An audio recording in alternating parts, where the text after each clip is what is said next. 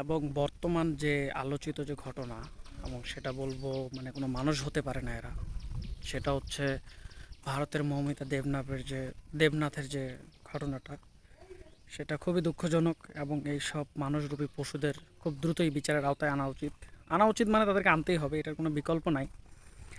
এবং আমার বাড়ি হচ্ছে পঞ্চগড়, এবং পঞ্চগড়ের বদা উপজেলার একটা জায়গায়, বদা না, সেটা হচ্ছে দলুয়া বলে, আটোয়ারিতে।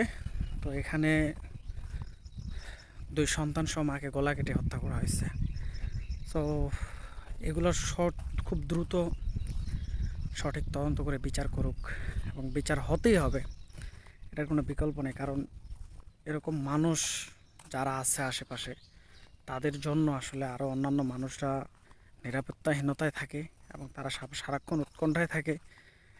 এবং যতদূর খবর পাওয়া গিয়েছিল,